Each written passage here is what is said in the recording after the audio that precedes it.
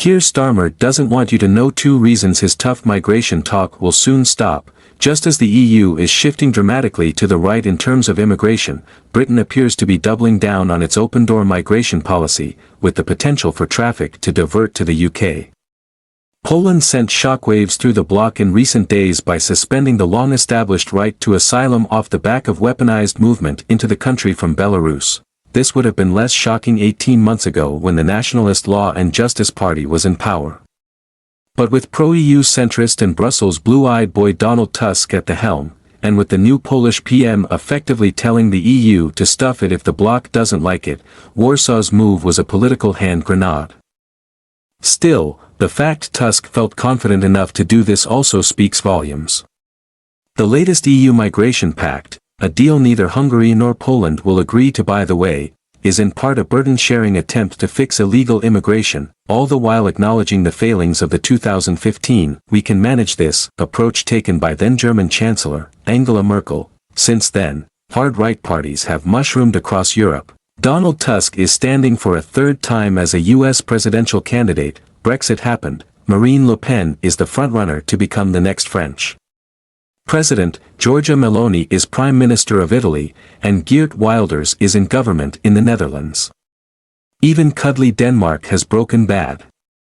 European Commission President Ursula von der Leyen this week even told her immigration commissioner to steer reflections on operational solutions that will help to counter illegal migration, including identifying designated safe third countries and the idea of developing return hubs outside the EU.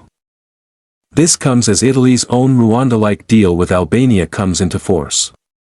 Even though it was reported that Sir Keir Starmer had shown interest in a similar deal for the UK, in reality the Rwanda scheme, gimmick though it was, has been junked, with little to no evidence that the precedent of high immigration set by the Tories will change anytime soon. I don't buy any nonsense that Labour sees asylum seekers and new arrivals as future voters. So much as an open-door policy is now part of the DNA of both major parties, and is viewed as a cheap and cheerful way to boost GDP.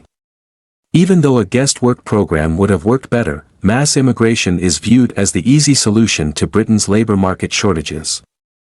While Labour has committed to getting a handle on small boat crossings, it doesn't inspire confidence when over 10,000 people crossed the Channel in Labour's first 2.5 months in office, and when over 700 people crossed on September 21 alone. Ask yourself, what incentive does Labour have to radically reduce illegal and regular migration?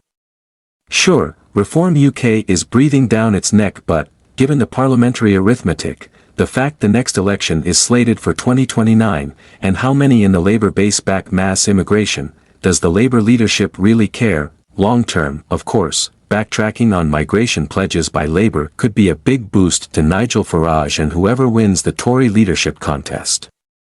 Kemi Badenoch and Robert Jenrick are both viewed as immigration hawks, with Jenrick having committed to leaving the European Convention on Human Rights and proposing an annual migration cap. However, the fact both candidates are associated with the last Conservative government, and its record rate of immigration, somewhat undermines their respective pitches, however sincere they are.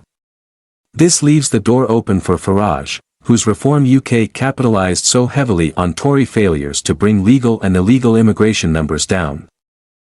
But the more immediate observation perhaps is that if Labour in fact goes soft on immigration while the EU shifts to the right, even former Brexit negotiator and now French PM, Michel Barnier, has called for a moratorium on immigration, then numbers to the UK could swell as traffic, both legal and illegal, is redirected from mainland Europe. There are 2 key things to bear in mind about all this. The Labour government is looking for a quick fix to Britain's growth problems. And it is desperate to get a business community looking for workers, but fearful of tax rises, on side. So what is the betting all the tough talk on immigration withers and dies? A boon for Farage and perhaps the Tories. But what will the net effect be on housing and social cohesion by 2029? Immigrants themselves are blameless, following instead the kind of self-interest any right-minded person would show if they felt a better life awaited them. But one cannot be blind to what is likely to transpire if Labour diverges from Europe at this pivotal moment. A country already fearful of immigration numbers could be about to see things step up a gear and then some.